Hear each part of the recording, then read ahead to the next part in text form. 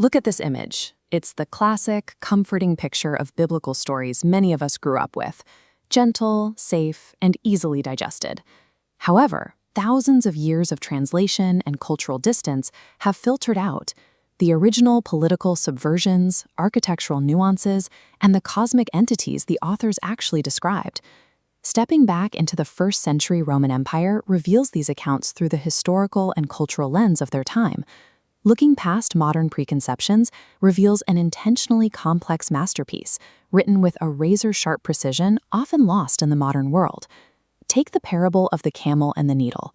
We usually read this as just an illustration of a physical impossibility, but the architecture of ancient Middle Eastern cities tells a different story.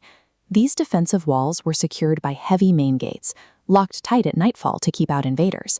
This smaller, human-sized cutout, built into the massive wooden doors, allowed late-arriving travelers inside. In the 1st century, this specific door was known as the Eye of the Needle. For a merchant to get his camel through, he had to strip off its cargo. Then, the animal had to bow on its knees and shuffle through the dirt to squeeze inside. It was a difficult, laborious process. This architectural reality reveals the parable's true depth. It becomes a metaphor demanding the shedding of worldly baggage and submission to a higher will. There is also the account of Jesus casting a unit of spirits out of a man and into a herd of 2,000 pigs, which immediately charge off a cliff and drown in the sea. Why would the biblical text specifically mention 2,000 pigs, and why are they grazing in this specific region? The answer lies in the geopolitical reality of the time. The region was under the military occupation of the Roman Empire, specifically governed by a unit known as the 10th Roman Legion, Legio X Fretensis.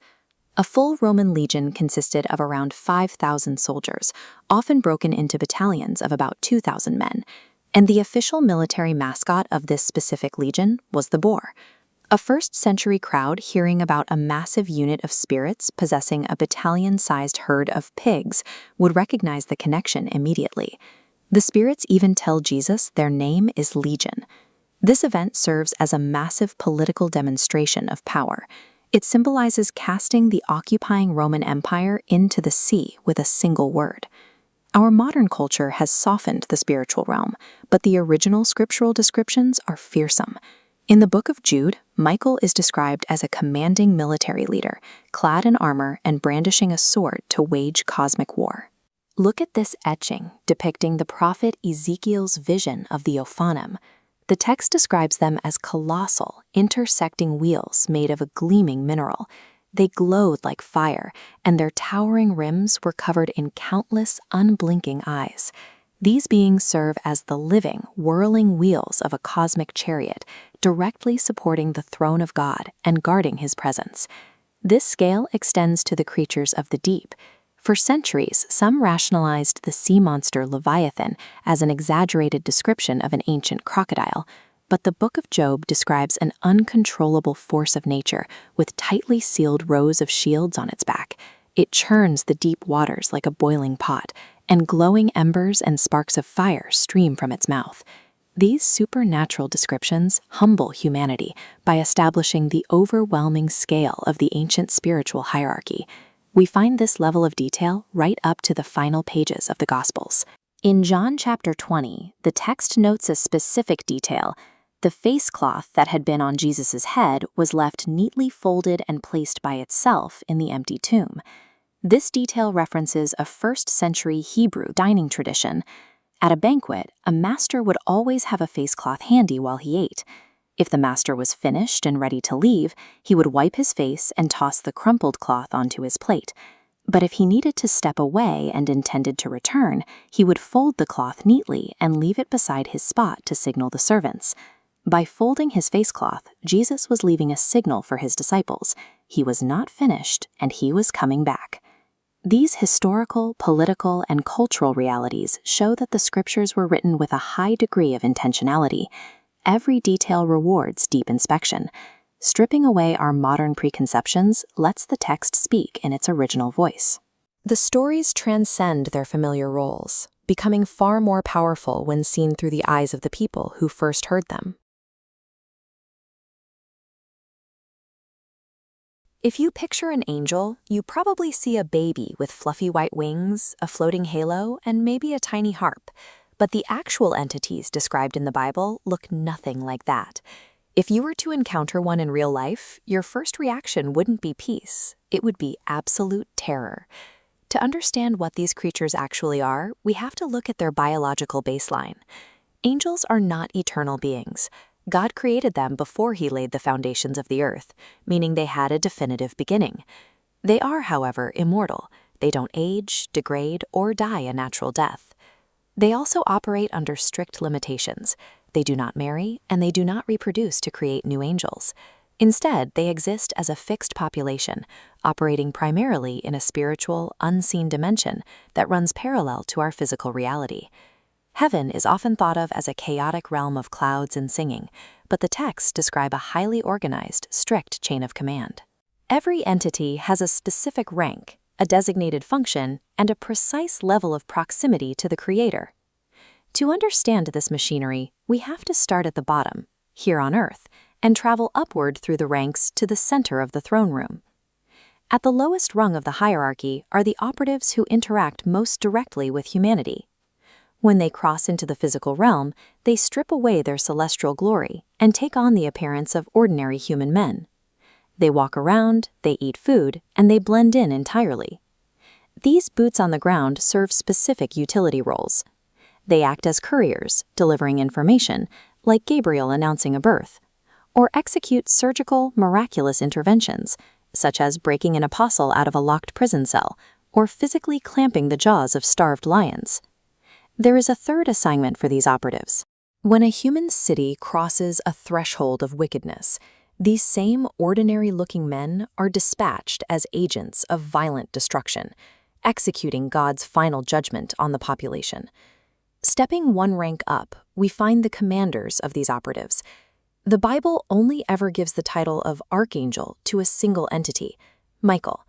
He acts as a high-ranking military general, leading God's armies into direct combat.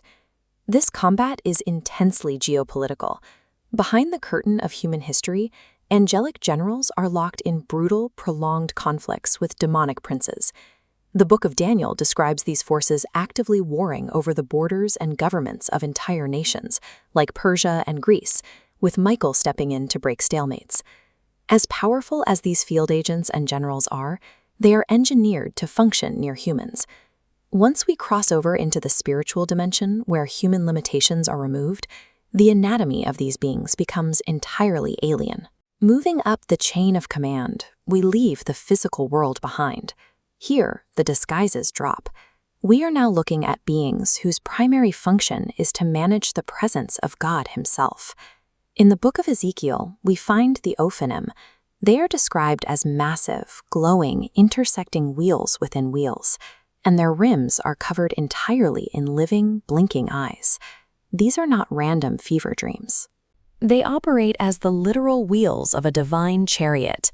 The countless eyes provide total omniscience, seeing in every direction at once, while their intersecting structure allows them to move instantly along any axis, providing perfect omnipresence to whatever they carry. Right above the wheels are the beings that power the chariot, the cherubim. These creatures possess 4 distinct faces, each representing a different apex animal, bodies completely covered in eyes, and human hands extending out from beneath multiple sets of wings. The cherubim serve as God's elite secret service. They are tasked with physically upholding His throne and guarding His radiant glory from contamination. They were the ones stationed at the edge of Eden to block human access.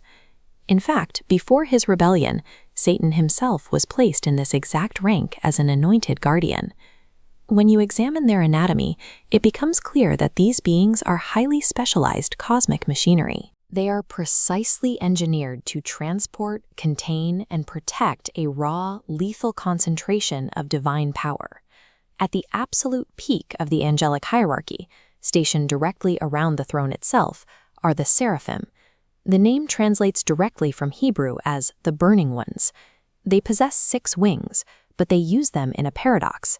Even though created sinless and flawlessly pure, they require 2 wings to fly, 2 to cover their faces, and 2 to cover their feet. Their sole existence is dedicated to extending purification to those permitted near the throne and offering a continuous, looping vocal declaration of God's holiness. This physical reaction tells us exactly what exists at the center of the hierarchy. The raw purity radiating from the Creator is so intense and overwhelming that even the most pristine beings in existence are forced to shield their eyes to survive it. Throughout the Old Testament, there is one massive anomaly in this hierarchy: a singular entity known as the Angel of the Lord. He doesn't guard the throne, he doesn't carry it, and he certainly doesn't hide his face from it. He sits directly beside it. This figure breaks every rule we've covered. Rather than simply delivering information, he speaks in the first person with direct divine authority. He accepts the worship and sacrifices that regular angels refuse, and he personally claims the power to forgive human sins. The authority to forgive sin and accept worship belongs to God alone. This supreme commander of the angelic host is the pre-incarnate Jesus Christ, stepping into the timeline to guide his people long before his physical birth. Keep the terrifying scale of the cherubim and seraphim in your mind. The supreme commander of that lethal cosmic machinery eventually chose to leave the center of the throne room. He stripped away his glory, bypassed the angelic ranks entirely, and became a fragile human. The hierarchy of angels offers us a glimpse into a highly specialized, awe-inspiring workforce. Yet the ultimate authority in the biblical narrative isn't found in the terrifying mechanics of heaven. It is found in the supreme grace and quiet humility of the King who commands it all. The closing chapters of the Book of Job describe a creature defined by its defenses, rows of scales tightly sealed together like a double coat of armor, with an underside as jagged as broken pottery. Human weaponry is useless here. The text insists that the sword, the spear, and the javelin have no effect on its hide, treating iron like straw and bronze like rotten wood. Its most terrifying attribute, however, is its breath. The narrative claims that flames stream from its mouth, and its very presence sets coals ablaze. We naturally gravitate toward a worldview where the environment is designed for our comfort, a reality where humans exercise absolute dominion over every living thing. An untamable, indestructible apex predator shatters that sense of security. Because the idea of a monster we cannot conquer is so disruptive, many readers dismiss the beast as a poetic metaphor or a demonic spirit.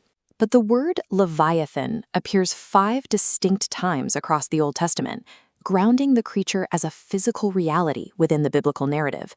This presence stretches back to the 5th day of creation in Genesis. The Hebrew term Tananim, often translated as sea monsters or dragons, reveals that God purposefully designed giant creatures to roam the deep. Curious, if the text presents this monster as a literal, intentional creation, we have to confront a difficult question. Why would God design a creature that humanity is powerless to control? One major historical theory suggests the Leviathan was simply an ancient, slightly exaggerated crocodile. Scholars point to the heavy armor and jagged scales as a biological match, but the comparison fails when we look at human history.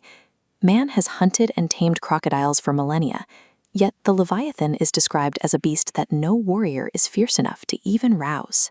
Others look to the fossil record, proposing that the Leviathan was a massive marine dinosaur.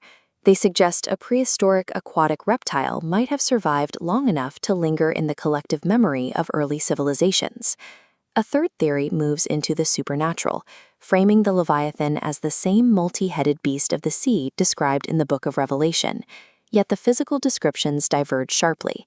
The beast in Revelation is a hybrid, part leopard, part bear, and part lion, which bears little resemblance to the specific armored serpent detailed in Job. Neatly categorizing the Leviathan as a biological specimen or a demonic entity misses the point. Within the text, its identity is defined exclusively by its relationship with its maker. Unlike any demonic force, the Leviathan is a creature God speaks of with immense pride. He isn't at war with this beast, he is showcasing it. In Psalm 104, the purpose for this monster is surprisingly simple. God formed the massive, churning expanse of the sea specifically for the Leviathan to play and frolic within. Despite its terrifying power over men, the creature is entirely dependent on its creator. It relies on God for its daily food, and when God takes away its breath, it returns to the dust. To human eyes, the Leviathan is a nightmare, but to God, it is a magnificent masterpiece that lives in perfect, playful submission to his will. This brings us to the core of the book of Job. Job is a man in the depths of suffering, demanding an explanation and arguing his case against God's sense of fairness. God finally answers, but not with a lecture on divine justice. Instead, he begins to boast about the power of the Leviathan. It is a divine checkmate. By detailing a creature that humans cannot even scratch, God exposes the sheer absurdity of a human attempting to critique the design of the universe. The Leviathan exists as a deliberate, awe-inspiring creation designed specifically to humble us. Its presence proves that humanity is not the absolute center of existence, nor are we the masters of the cosmic order. While we struggle to trust or obey, this unstoppable monster serves its maker without question. This creature stands as a permanent, humbling lesson, a reminder to recognize our limited place in a universe ruled by a sovereign creator.